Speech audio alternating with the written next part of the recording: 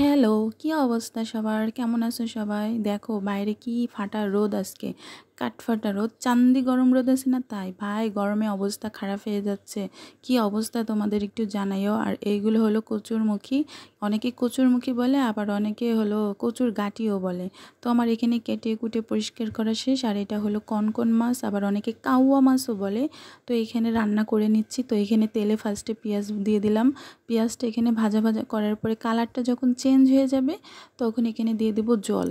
এক একজনের বাড়িতে এক এক রকম রান্না, ঠিক আছে। তো আমি আর বাকি পেঁয়াজগুলো এখানে দিয়ে দিলাম, মানে আমার মা রান্না করতেছে, আমি ভিডিও করতেছি। তারপরে এখানে রসুন বাটা, আদা বাটা, তারপরে হলো মানে মরিচ বাটা। আমরা ভাই মরিচ বাটা খাই, আমরা গুঁড়ো খাই না। তারপরে পরিমাণ মতো হলুদ, লবণ সব কিছু দিয়ে মশলাটা ভালোভাবে কষা কষা করতে হবে। এখানে একটু জিরা বাটাও দিয়ে দিলাম। দিয়ে এখন মশলাটা পুরো কষা কষা যখন তেলটা উঠে যাবে তখন এখানে কচুরমুখী বা কচুর গাঁটিটা দিয়ে ভালোভাবে কষাতে হবে। তুমি যত কষাবে ততই কিন্তু মজা, ঠিক আছে। তো এখানে পরিমাণ মতো ঝোল দিয়ে দেওয়া হলো, মানে যতটুকু তোমরা ঝোল রাখবা ততটুকু দিবা।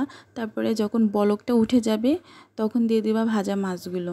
তারপরে দেখো, তারপরে কিছুক্ষণ রান্না করলে রেডি আমাদের রেসিপি। তো কেমন লাগলো?